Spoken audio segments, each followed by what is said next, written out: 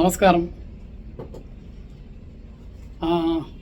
ఈరోజు నేను చెప్పేది ఏమిటంటే, ముందుగా మన విశాఖ పోలీస్ కమిషనర్ గారు శ్రీ శంకర్ బత్రా బాగ్చి గారికి నా ఉదయపూర్వక కృతజ్ఞతలు. వారు ట్రాఫిక్ మెంబర్గా నన్ను అపాయింట్ చేశారు. సో వారికి నా ప్రత్యేక కృతజ్ఞతలు. ఇంత ముందు కూడా చెప్పాను, నేను ట్రాఫిక్ మెంబర్గా నేను చేశానని. ఏకే ఖాన్ గారు చాలామంది కమిషనర్ టైంలో, మళ్ళీ మధ్యలో ఒక 10 సంవత్సరాలు గ్యాప్ ఇచ్చి నేను మళ్ళీ మెంబర్గా జాయిన్ అవ్వటం నాకు చాలా సంతోషంగా ఉంది. నేను చెప్పాను, నాకు కేవలం ఇది ఒక సరదా కాదు, ఒక భారత పౌరుడిగా మన వంతు సహాయం మనం చేయాలి ట్రాఫిక్ విషయంలో. అందులోనూ మనం ముఖ్యంగా విశాఖపట్నం విషయంలో.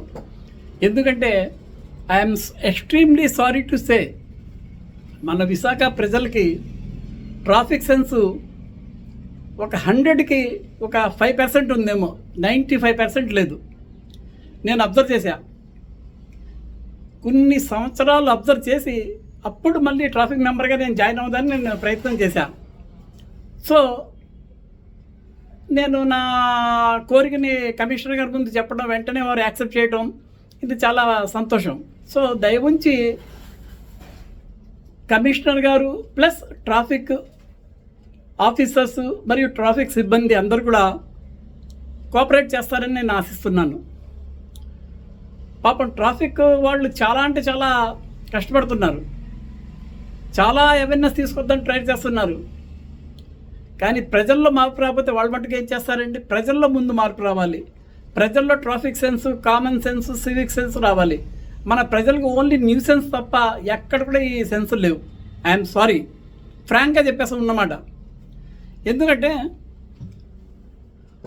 కారు ఆపి బాగా చదువుకున్నవాడు, బాగా డబ్బున్నవాడిని నేను అడిగితే, ఏమంటే ఇలా రాంగ్ రూట్ వచ్చేస్తున్నారు పీక్ అవర్స్లో, ఇది రాంగ్ కదా, ఎవరిని యాక్సిడెంట్లో అయితే హూ ఇస్ ద రెస్పాన్సిబిలిటీ అంటే, నువ్వెవరు నన్ను అడుగుదానికి, నా ఇష్టం.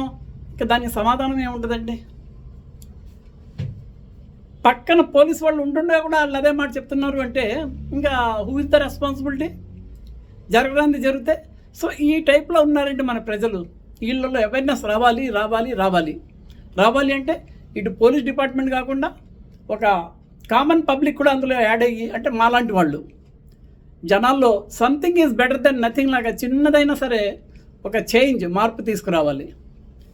అది తీసుకొద్దని నేను చాలా కోషిష్ చేస్తాను, ట్రై చేస్తాను. తప్పకుండా నేను సఫలీకృతం అవుతాను. ఎందుకంటే అప్పట్లో నేను చాలా సక్సెస్ అయ్యాను. నా క్లినిక్ అయిపోయిన తర్వాత కలెక్టర్ ఆఫీస్ జంక్షన్, మార్కెట్ దగ్గర, జగదాంబ దగ్గర ఎన్నోసార్లు ఒక గంటన్నర నుంచి నేను చేసేవాడిని సర్వీసు.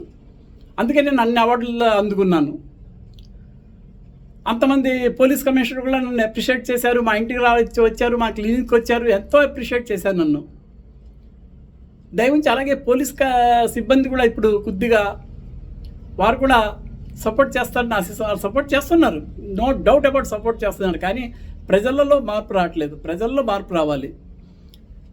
అది కాకుండా ట్రాఫిక్ కమిటీ ఉంది కదా మాది, వాళ్ళు కూడా ఇప్పుడు మీటింగ్లో, నేను నెక్స్ట్ మీటింగ్లో చెప్తాను, అప్పుడప్పుడు వారానికి 2-3 సార్లు అయినా వాళ్ళు వచ్చి పబ్లిక్లో నుంచొని ఇలాగా అవేర్నెస్ తీసుకురావాలి. కాలేజీల్లో, స్కూళ్ళలో, అలాగే బీచ్ రోడ్లో పీక్ అవర్స్లో, అంటే సండే, సాటర్డే టైము చాలామంది ఉన్నప్పుడు ఒక బాగా పబ్లిక్ ఉన్న చోట ఒక చిన్న మీటింగ్ పెట్టి ఇలా పబ్లిక్ అవేర్నెస్ తీసుకొచ్చి ఇవన్నీ చేస్తే తప్పకుండా మార్పు వస్తుందండి. తిన్నగా వేము తీయగా నుండు, అలా చేస్తే ఎందుకు మార్పు రాదని? తప్పకుండా మార్పు వచ్చి తీరుతుంది. అంచేత నన్ను క్షమిస్తూ ప్రజలు మారాలి ముందుగా అని నేను కోరుకుంటున్నాను. ప్రజలు మారకపోతే రేపు పొద్దున్న జరగరాంది జరిగితే మీరే బాధపడతారండి. ఎందుకంటే రాంగ్ రూట్ వెళ్ళటం వల్ల అటు నుంచి స్ట్రైట్ రూట్లో, మామూలుగా రైట్ రూట్లో వచ్చేవాడు మిమ్మల్ని చూసుకోకుండా గుద్దేస్తాడు. ఎందుకంటే నేను రైట్ రూట్లో వస్తున్నాను కదా, ఎవరు వెళ్ళా రాంగ్ రారు కదా అని చెప్పి. దానివల్ల అతను నష్టపోతాడు, ఇటు మీరు నష్టపోతారు. ఏమైనా జరగడానికి ఘోరం జరిగితే ఎవరికంటే బాధ? ఇటు మీ ఫ్యామిలీ బాధపడుతుంది, అటు వాళ్ళ ఫ్యామిలీ బాధపడుతుంది. అల్టిమేట్గా ఎవరండి బాధపడతారు? ఎవ్వరు కాదు, మీరే బాధపడతారు. అలాగే ఎన్నో ఎన్నో ఎన్నో జరగవచ్చండి. అంచేత దయవుంచి పోలీస్ ట్రాఫిక్ ముఖ్యంగా సిబ్బంది వారికి ఇప్పటికైనా సరే ప్రజలు సహకరించాలని కోరుకుంటున్నానండి. అలాగే ఈ మాటలు కూడా నేను ఒక ట్రాఫిక్ ఇప్పుడు అడ్వైజరీ మెంబర్గా నేను చెప్తున్నాను, కమాండింగ్గా కూడా చెప్తున్నాను. ప్రజల్లో మార్పు వచ్చి తీరాలి. మాకేంటి ఎవరు చెప్తే ఏంటి, మాకేంటి, మేము ఎమ్మెల్యే గారి తాలూకా, మేము ఎంపీ గారి తాలూకా, మేము మినిస్టర్ గారి తాలూకా, మేము ఆ పార్టీ ఈ పార్టీ ఇటువంటి వద్దండి. రేపు పొద్దున్న ప్రాణాలకైనా ప్రాణ సంకటం జరిగినా, మీరు జరగడానికి ప్రమాదం జరిగినా ఈ పార్టీలు వచ్చి ఏం చెయ్యో, మిమ్మల్ని కాపాడలేవు. మీ ప్రాణం మీరు కాపాడుకోవాలి, మీ రక్షణ మీరు చూసుకోవాలి. అందుకే కదా ఈ పోలీస్ శాఖని రాజ్యాంగం సృష్టించింది. మేము రాజ్యాంగానికి వ్యతిరేకంగా వెళ్తాం, రాజ్యాంగం మాకు ఐ డోంట్ కేర్ అంటే మేము ఎవరేం చేయలేము. ఎవరి కర్మకి ఎవరు కర్తలు, ఎవరు బాధ్యులు అన్నట్టుగా తయారవుద్ది. సో దయవుంచి ఏంటంటే మన పోలీస్ కమిషనర్ గారు ఇంత మంచి ప్రణాళిక రచించారు కాబట్టి వారికి అందరూ సపోర్ట్ చేయాలి. అలాగే పోలీస్ సిబ్బందికి అందరూ సహకరించాలి. వాళ్ళు ఎంత డ్యూటీ అండి చేస్తారు పాపం. వాళ్ళు భార్యలను వదిలేసి భర్తలను వదిలేసి లేడీస్ ఉన్న ఆఫీసర్స్ అలా రోడ్ల మీద నుంచొని అలా డ్యూటీలు చేస్తూ ఎండ అనక వాన అనక చల్లనక అలా చేస్తున్నారు. ఎవరి కోసం అండి? మన కోసం, మన సేఫ్టీ కోసం, మన పిల్లల కోసం.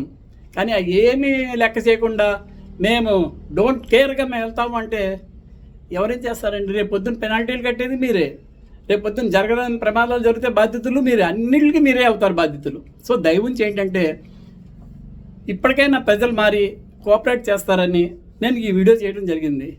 మరొక్కసారి మన పోలీస్ కమిషనర్ గారికి కృతజ్ఞతలు తెలుపుకుంటూ ప్రజలు సహకరిస్తారని ఆశిస్తూ thank you very much. God bless us all. నమస్కారం.